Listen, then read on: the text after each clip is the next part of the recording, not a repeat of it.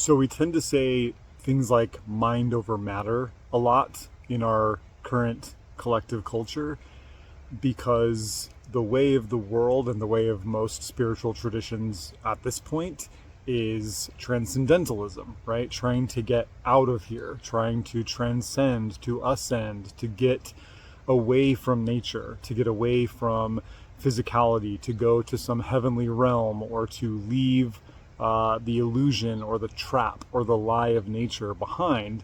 But this is counter to animism. It's counter to the oldest spiritual traditions in the world, the ones that we're trying to reclaim and revive.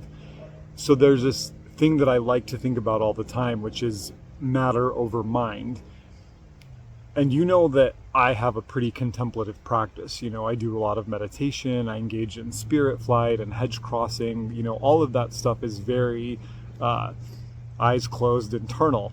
But that's why what I want to talk about today is so important, which is the ritualizing of our plant spirit work, the ritualizing of our spirituality. So we tend to say mind over matter, and I try to remind myself matter over mind. And here's one really cool thing that I like to think about. The word matter, right, meaning physicality, things with physical structure, has the exact same linguistic roots as in Proto-Indo-European reconstructed linguistic roots as the word mater. So matter and mater. And mater, of course, is the linguistic root for mother.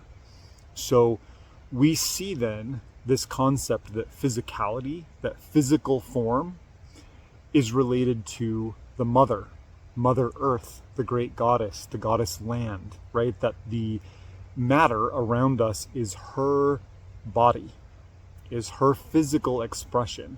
Where I am right now, all of the matter around me comes from the Mother Earth, right? It's all born of her. The stones, the trees, the grasses, my own flesh and bone, all of that in one way or another, either directly or indirectly, arises from the nourishing nature of the earth, of the Mother Earth. So when we say mind over matter, we are distancing ourselves from materiality. We're distancing ourselves from the land, from nature, from the earth.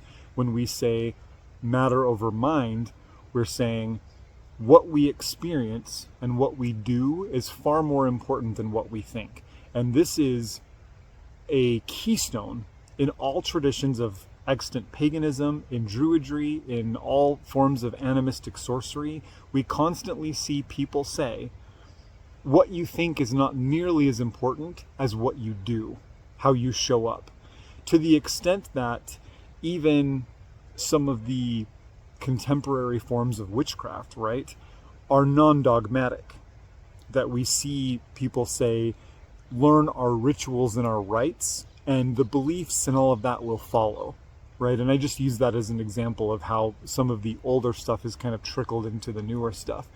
So matter over mind then, this idea of engaging with physicality is an invitation to ritualize our work.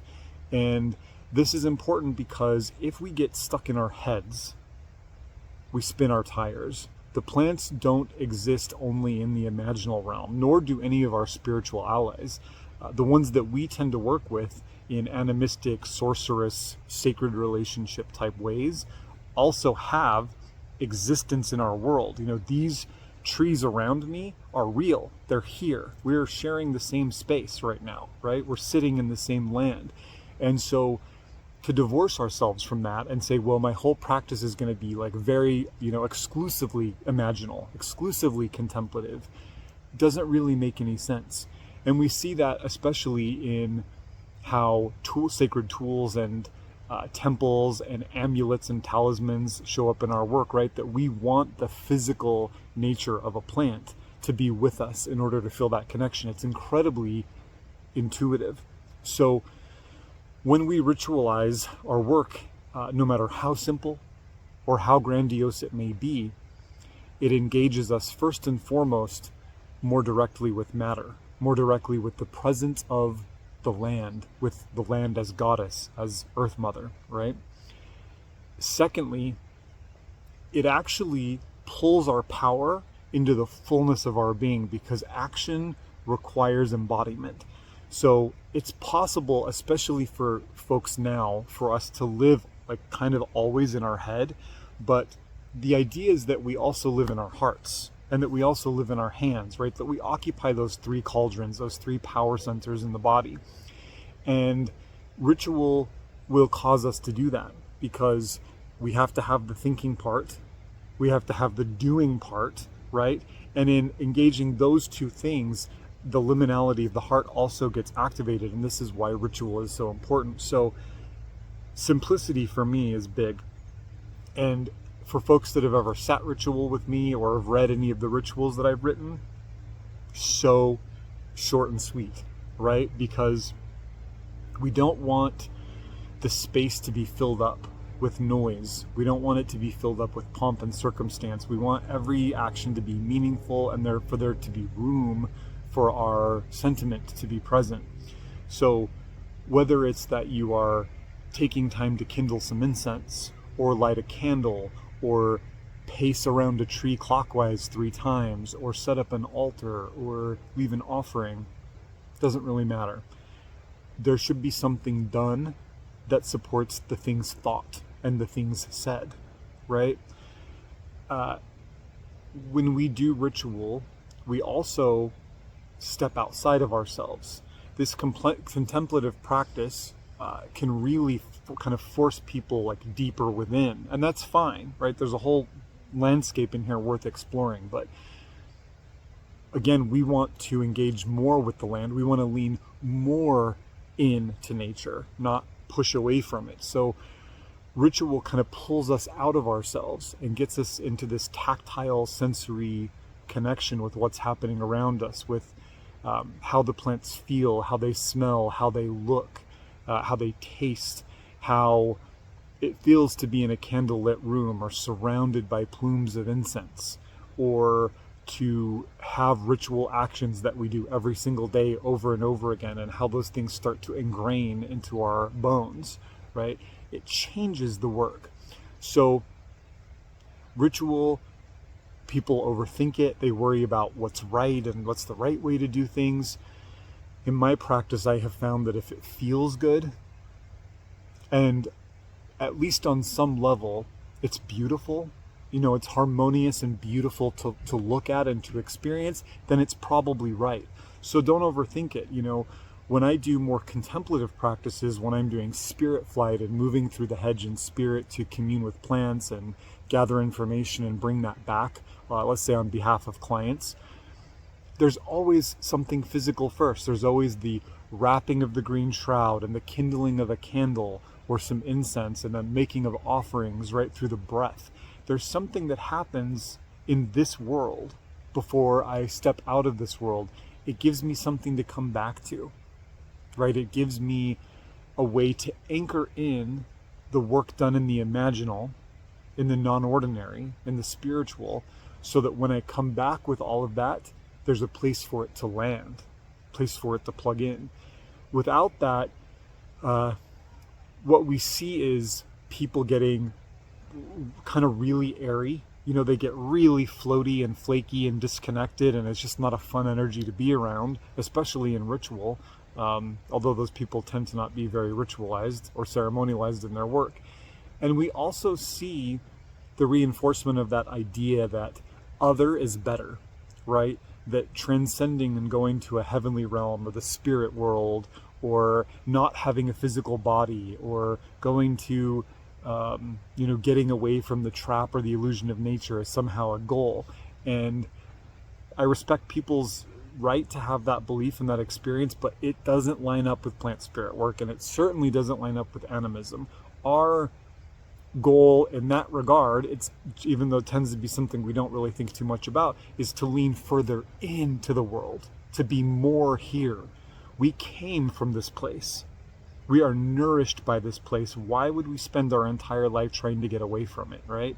Yes, things are not always perfect. Things are not always ideal. Sometimes things are downright terrible here, but that is not an invitation to run. It's an invitation to do something, to lean in, to find ways that in your area, in the places where your proverbial campfire sheds its light, your circle of influence, we find what can we do to make it better? What can we do to create beauty, to create harmony, to take care of people, to take care of ourselves, to take care of the land, right? This is the nameless path, the old ways. Is this meditation? It's not literal, right? That if you were to kindle a sacred fire in the middle of your encampment, in the middle of your village, wherever the light from that fire hits is your responsibility. That's your problem, right? So it's a way for us to look at doing everything we can within the reach of our influence, within our communities, within our area, within the land where we live, the land that nourishes us. This is very, very important, and this is a keystone to animistic practices. If everybody did that, imagine what the world would look like as a whole, right? We tend to feel so disempowered that we think globally, right? We try to think, how can I fix all the big problems? And we just burn out and we spin our tires and things don't work out. I think that all of that is noble and beautiful, and there are ways we can engage globally, right? For sure.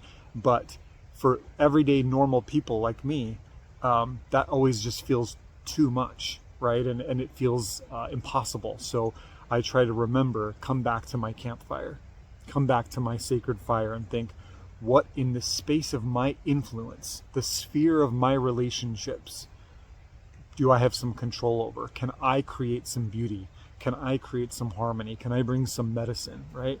And sometimes it's just in how we carry ourselves. Sometimes it's how we serve and take care of our community, our neighbors, watching out for people, picking up garbage, stewarding for the land, protecting trees and animals. All of this stuff counts. Because if everybody did what they could do within the reach of their firelight, think about what that would look like on a global scale, right? And then a universal scale. So, retangent.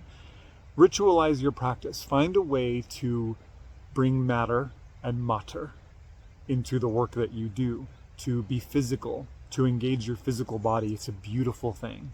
Again, I know it causes us trouble sometimes, but all in all, the whole thing is so miraculous and so beautiful that the more we engage with it, the more fully we can show all the way up, the more fully we can embody the work. Instead of thinking about it, we can be about it. And this is very important in this work. Thanks for being here. See you next time. Peace and blessings.